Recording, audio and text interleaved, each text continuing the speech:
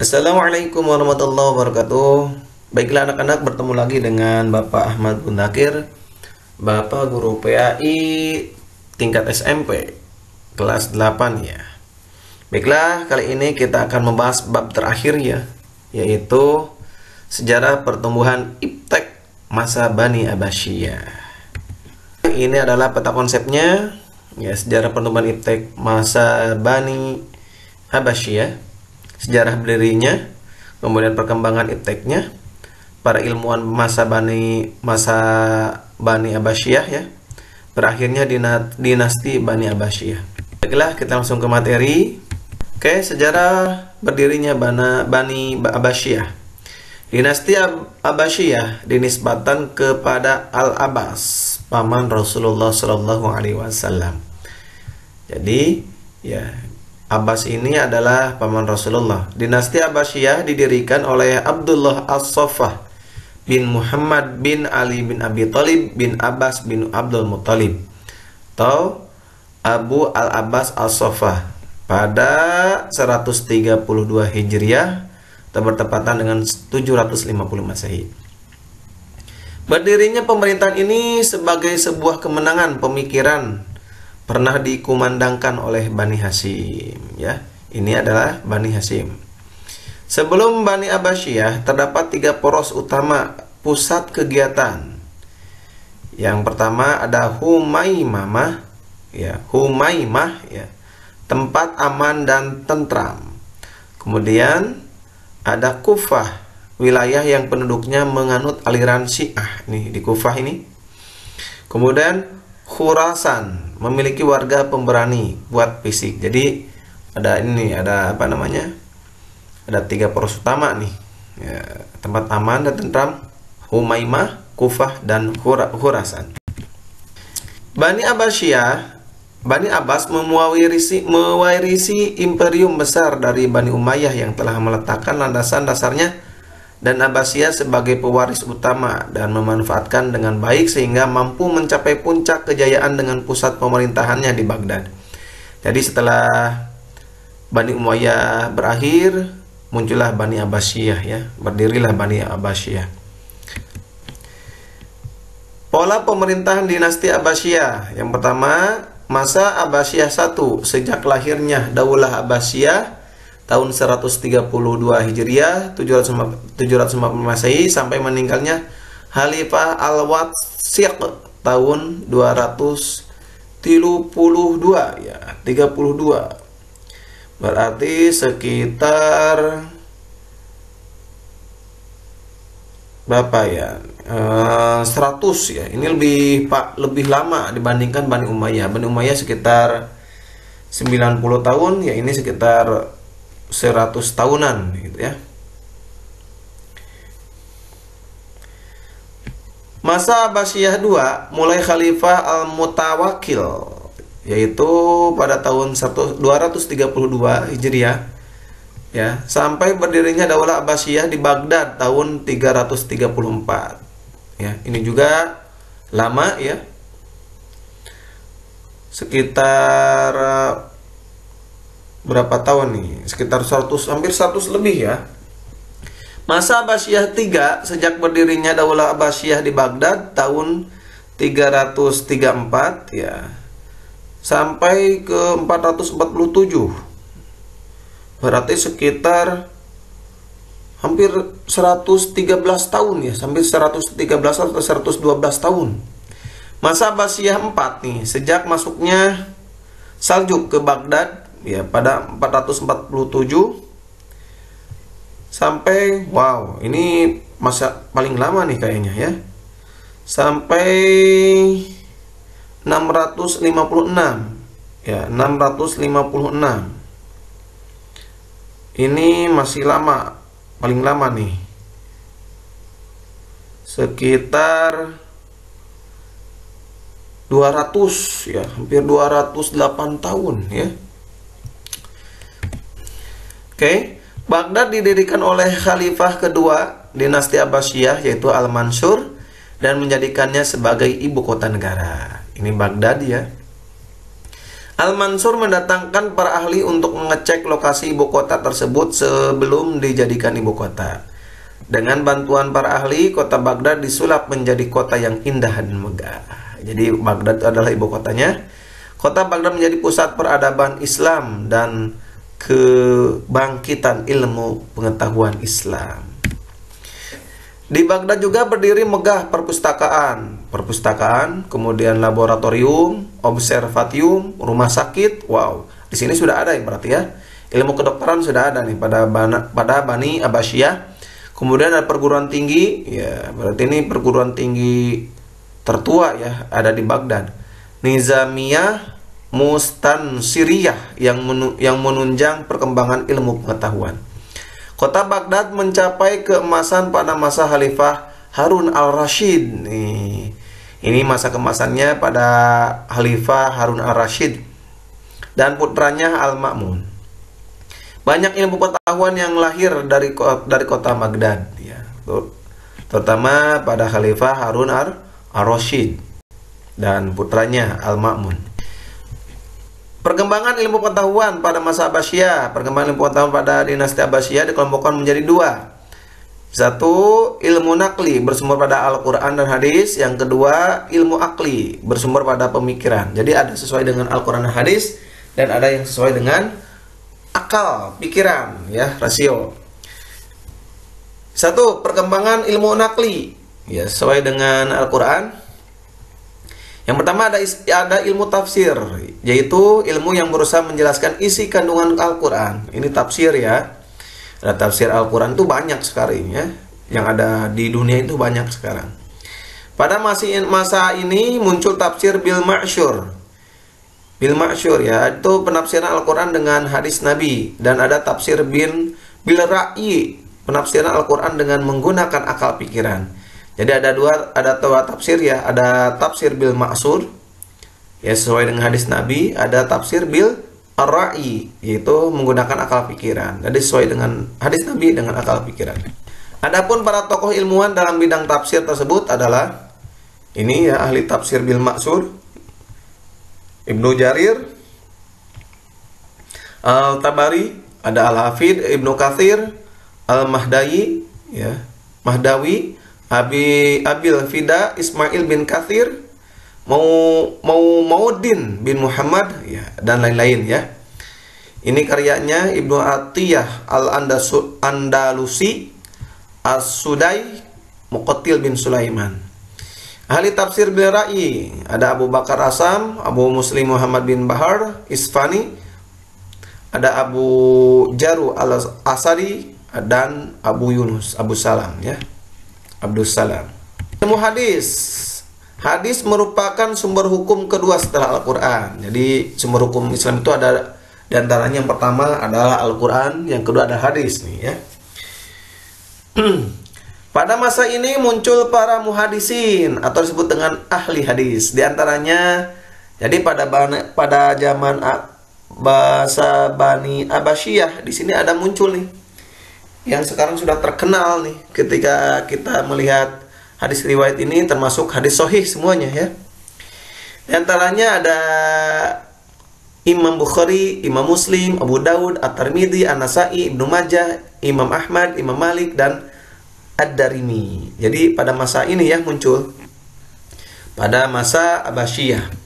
Kemudian yang ketiga ada ilmu kalam, yakni ilmu yang membahas tentang keesaan Allah. Ini tentang keesaan Allah, ilmu kalam. Tokoh-tokohnya diantaranya Wasil bin Atta, Abu Huzail gitu ya, dan lain-lain. Kemudian ada Imam Ghazali ya.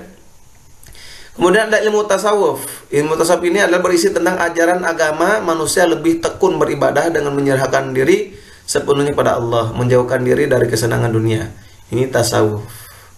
Jadi ilmu ini adalah supaya kita ingat kepada Allah.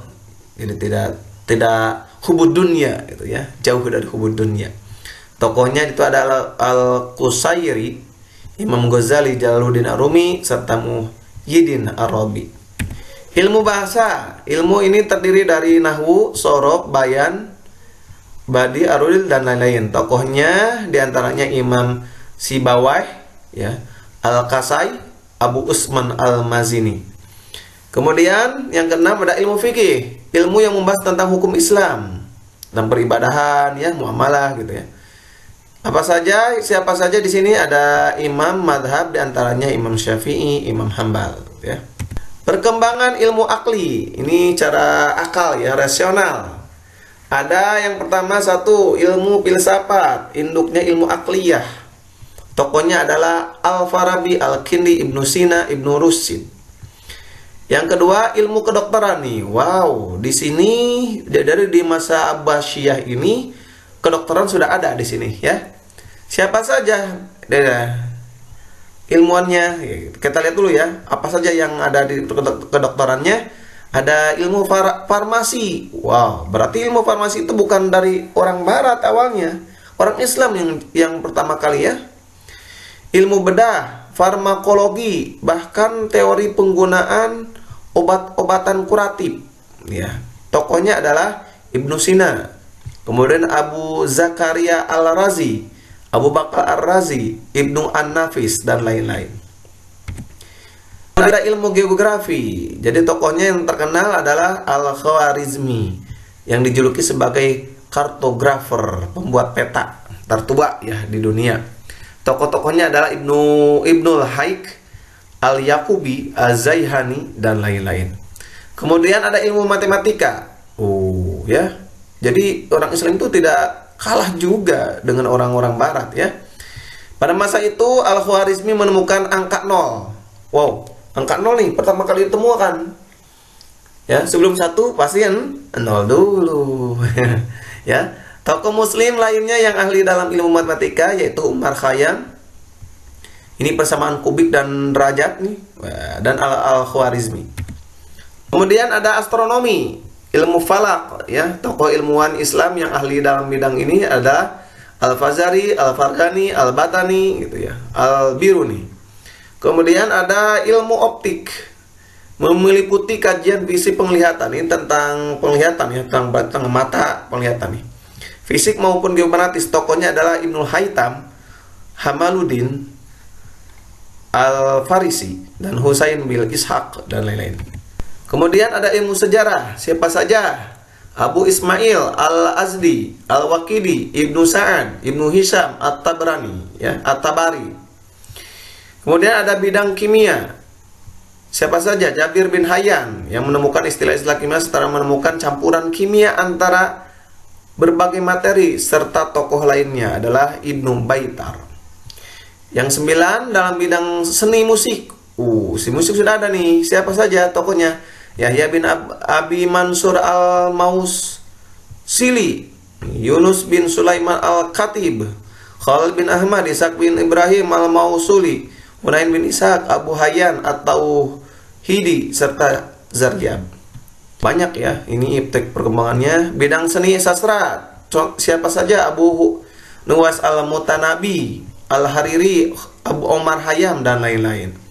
Kemudian bidang seni rupa berkembang ya, yaitu dengan kaligrafi, arsitektur, tekstil, logam, tembikar, kristal. Jadi kaligrafi ini sudah ada di sini nih, mulai ya.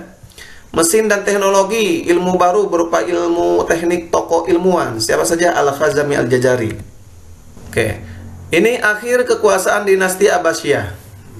Ini pembahasan ini ya. Puncak nih. Dinasti Abbasiyah berakhir ketika Baghdad diserang. Jadi berakhirnya itu gara-gara diserang oleh pasukan Mongol yang dipimpin oleh Hulagu Khan tahun 656 Hijriah. Hulagu Khan adalah saudara dari Kubilai Khan yang berkuasa di Cina hingga Asia Tenggara setelah Baghdad ditaklukkan. Al-Mu'tasim Billah beserta keluarganya dibunuh. Buku-buku di Baitul Hikmah dibakar. Ini mulai nih hilangnya. Jadi seolah-olah Islam itu nggak punya tokoh gitu. Padahal Islam itu banyak tokoh-tokohnya di bidang-bidang iptek ya. Dan dibuang di Sungai Tigris. Bayangkan saking banyaknya ilmu yang dibukukan, kemudian buku itu dibuang, dihanyutkan ya ke sungai, sehingga sungai tersebut berubah warna menjadi hitam karena lunturan tinta. Itu saking banyaknya. Bayang sungai ya, Saking dahsyatnya ilmu pengetahuan yang dimiliki oleh orang agama Islam, yang dibukukan kemudian dibuang, ya. Jadi akibatnya karena tidak tahu kejadiannya seperti itu, seolah-olah kedokteran itu awalnya dari mana, ilmu matematika itu awalnya dari mana. Padahal Islam yang punya itu. Kemudian Harun al-Rasyid lahir, ya. Khalifah Harun al-Rasyid sebagai bapak pustakawan, ya, Islam. Harun al-Rasyid lahir di Rai tahun 158 Hijriah. Harun al-Rasyid ini, ya, ini tokoh yang menjadi berhasil lah dalam kepemimpinannya. Putra dari Khalifah ketiga Daulah Bani Abbasiyah, Muhammad al-Mahdi. Ibunya bernama Juraisyah dengan julukan Haizuran dari Yaman. Harun al-Rasyid dilantik pada 186 Masehi di usia yang 23. Wow, muda sekali. Harun al-Rasyid menjadi seorang khalifah dilantik pada 23 tahun. Harun al-Rasyid berhasil menciptakan iklim pemerintahan yang cinta terhadap ilmu pengetahuan. Jadi nih, cinta nih, berkat Harun al-Rasyid. Harun al-Rasyid mendirikan perpustakaan Baitul Hikmah. Ini nih yang diambil bukunya kemudian dibakar, kemudian dihanyutkan ke sungai nih. Masa keemasan Baitul Hikmah terjadi pada era anaknya. Ya, setelah Harun al-Rasyid punya anak, diwariskan kepada Al-Ma'mun. Pada masa itu setiap karya ilmiah dihargai dengan emas seberat timbangan buku. Subhanallah, ya. Ketika ada orang yang memiliki keahlian dalam menulis, semakin tebal dia tulisannya, misalkan sampai 2 kilo, maka akan dikasih penghargaan emas sebesar 2 kilo juga beratnya, ya. Fungsi perpustakaan Baitul Hikmah menyediakan buku-buku, pusat peradaban Islam, pusat penelitian, pusat penerjemahan, juga sebagai forum ulama.